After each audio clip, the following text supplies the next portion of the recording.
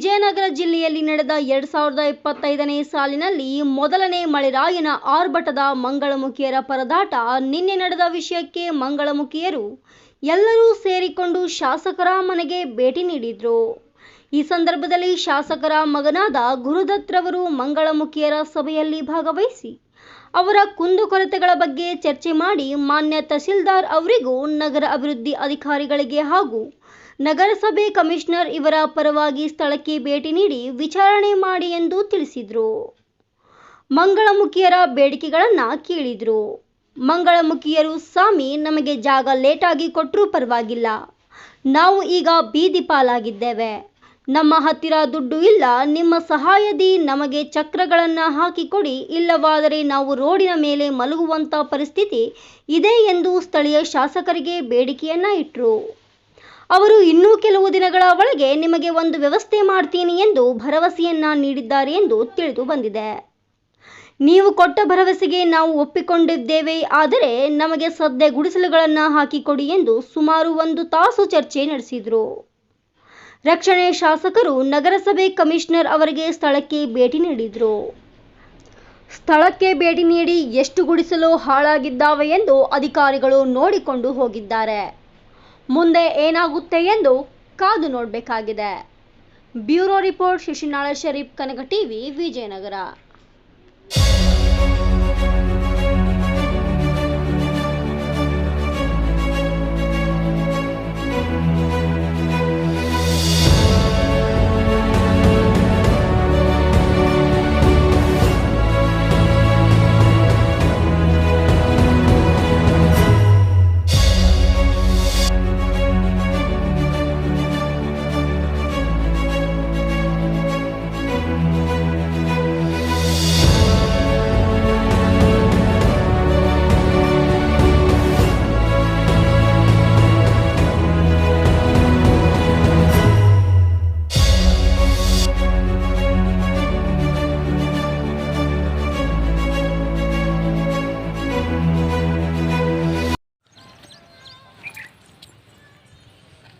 ನಮಸ್ಕಾರ ಮಹಾಬಂಧುಗಳೇ.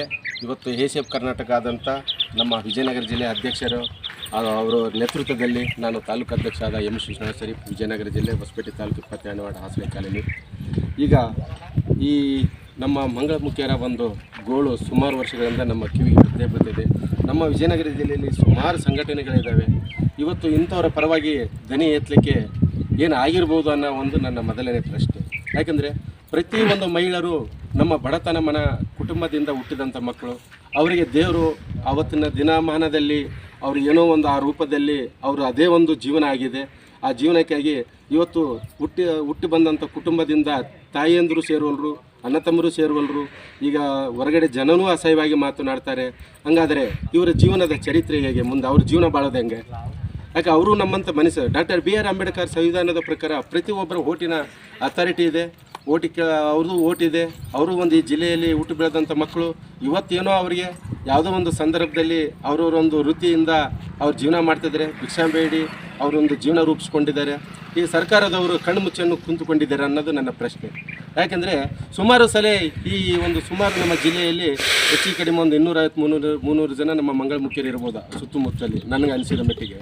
ಇವರು ಇವತ್ತು ಕೆನೆಲ್ ಹತ್ರ ಊರವರೆಗೆ ಬಂದು ಒಂದು ಸರ್ಕಾರ ಅಡಿಯಲ್ಲಿ ಬರ್ತಕ್ಕಂಥ ಅಥವಾ ಕೆನೆಲ್ ಜಾಗನೋ ಅಥವಾ ಸರ್ಕಾರ ಭೂಮಿನೋ ಯಾವುದೋ ಒಂದರಲ್ಲಿ ಒಂದು ಹಲಮಾರಿ ಜೀವನ ಅದರಲ್ಲಿ ಇವ್ರದ್ದು ನಡೀತಾಯಿದೆ. ನಮ್ಮ ಹಲಮಾರಿ ಅಡಿಯಲ್ಲಿ ಬರ್ತಕ್ಕಂಥ ಇವತ್ತೇನು ಹಳ್ಳಿ ಮೇಲೆ ಇವತ್ತು ಟೆಂಟು ಗುಡಾರಗಳನ್ನು ಹಾಕ್ಕೊಂಡು ಜೀವನ ಮಾಡ್ತಿದ್ರು, ಆ ಒಂದು ನಿಟ್ಟಿನಲ್ಲಿ ಇವರು ಹಗಲು ರಾತ್ರಿ ಎಲ್ಲೋ ರೋಡಲ್ಲೋ ಅಥವಾ ಸಿಟಿಯಲ್ಲೋ ಭಿಕ್ಷಾಟನೆ ಮಾಡಿಕೊಂಡು ಅವ್ರ ಹೊಟ್ಟೆ ಜೀವನಕ್ಕಾಗಿ ಇವತ್ತು ಆ ಭಿಕ್ಷೆ ಬೇಡಿದಂಥ ದುಡ್ಡಿನಲ್ಲಿ 30,000-40,000 ರೂಪಾಯಿ ದುಡ್ಡುಗಳನ್ನು ಖರ್ಚು ಮಾಡ್ಕೊಂಡು ಇವತ್ತು ಊರಲ್ಲಿ ಯಾರು ಜನ ಸೇರುವಲ್ರು, ಮನೆಯಲ್ಲಿ ಸೇರುವಲ್ರು. ಇದು ಬೇಡ, ಯಾರು ನಾವೆಲ್ಲರೂ ಬೇಸರಿಗೆ ಒಂದು ನಿಟ್ಟು ಅವ್ರ ಮನಸ್ಸು ನಂದಿ ಇಲ್ದಂಗೆ ಮಾಡಿಕೊಂಡು ಲಾಸ್ಟ್ ಊರವರೆಗೆ ಬಂದು ಒಂದು ಟೆಂಟ್ಗಳನ್ನು ಹಾಕ್ಕೊಂಡ್ರು. ಇಲ್ಲಿ ಆದರೂ ಸರ್ಕಾರದವರು ಅವರಿಗೆ ಒಂದು ಸ್ಥಳ ಕೊಡದಿದ್ದರೆ ಇದು ಭಾಳ ನಮಗೆ ನೋವಾಗಿದೆ. ಯಾಕೆಂದರೆ ನಾವು ಈ ಭಾರತೀಯರು ಹೌದಾ ಅಲ್ಲ ಅನ್ನೋದು ಒಂದು ಪ್ರಶ್ನೆ ಕಾಡ್ತಿದೆ. ಯಾಕೆ ನಾವು ಈ ಭೂಮಿ ಮೇಲೆ ಹುಟ್ಟಿ ಒಂದು ಪ್ರತಿಯೊಬ್ಬರಿಗೂ ಹಕ್ಕು ಇರೋದ್ರಿಂದ ತಾವು ಯಾಕೆ ಸರ್ಕಾರಿ ಅಧಿಕಾರಿಗಳು ಬಂದು ಇದನ್ನು ಪರಿಶೀಲನೆ ಮಾಡಿ ಅವ್ರು ಕೇಳ್ತಾ ಇದ್ದಾರೆ, ಸ್ವಾಮಿ ನಮ್ಗೆ ಇಲ್ಲೇ ಕೊಡಬೇಡ್ರಿ, ಯಾವ ಸುಡಗಾಡದಲ್ಲಿ ಆದರೂ ಕೊಡ್ರಿ, ನಮಗೆ ಇರಲಿಕ್ಕೆ ಅಟ್ಲೀಸ್ಟ್ ಒಂದು 10-20 ಸೈಜ್ ಒಂದು ಟೆಂಟ್ ಆಗಲಿಕ್ಕೆ, ನಮಗೊಂದು ಜೀವನ ಮಾಡಲಿಕ್ಕೆ, ನಮಗೂ 1000 ಜನಕ್ಕೆ ಹಂಗೆ ಜೀವನ ಮಾಡಲಿಕ್ಕೆ ಒಂದು ನಮ್ಗೆ ಆಶ್ರಯ ಕೊಡು ಅಂತ ಕೇಳ್ತಾ ಇದ್ದಾರೆ.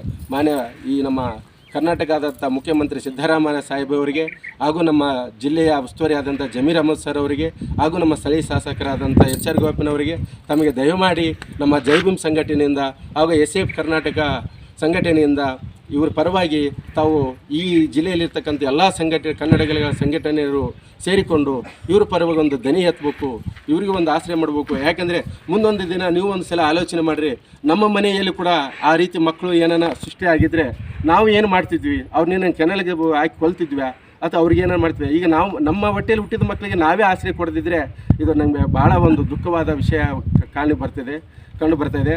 ತಾವು ದಯಮಾಡಿ ಸಂಬಂಧಪಟ್ಟ ಅಧಿಕಾರಿಗಳು ಈ ಸ್ಥಳದಲ್ಲಿ ಬಂದು, ಈಗಾಗಲೇ ತಹಸೀಲ್ದಾರಿಗೆ ಮೆಸೇಜ್ ಹೋಗಿದೆ, ಕಮಿಷನರಿಗೆ ಮೆಸೇಜ್ ಹೋಗಿದೆ, ಆಮೇಲೆ ನಮ್ಮ ಶಾಸಕರು ಮಗ ಆದ ಗುರುದತ್ತಣ್ಣವರು ಕೂಡ ಈಗ ಮಾತನಾಡಿ ಈಗ ಆಲ್ರೆಡಿ ನಿಮಗೆ ಅದು ವೃದ್ಧ ಗುಡಿಸಲುಗಳಿಗೆ ಏನಾದರೂ ವ್ಯವಸ್ಥೆ ಮಾಡ್ತೀನಿ ಅಂತ ಒಂದು ಭರವಸೆಯನ್ನು ಕೊಟ್ಟಿದ್ದಾರೆ.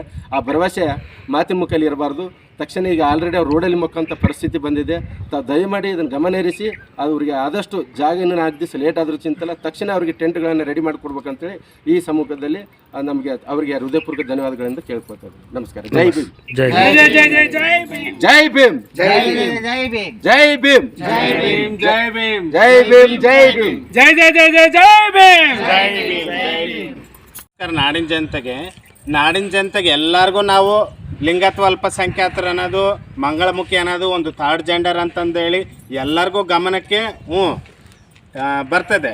ಇಲ್ಲ ಅಂದಿಲ್ಲ. ನಾವು ಥರ್ಡ್ ಜೆಂಡರ್ ಅನ್ನೋದು ಎಂಥ ಸಣ್ಣ ಸಣ್ಣ ಹಾಲು ಕುಡಿ ಹುಡುಗಾದ್ರೂ ಕೂಡ ಇವರು ಸೀರೆ ಉಟ್ಕೊಂಡು ಜೀವನ ಮಾಡ್ತಾರೆ ಅನ್ನೋದು ಒಂದು ಇದಿದೆ.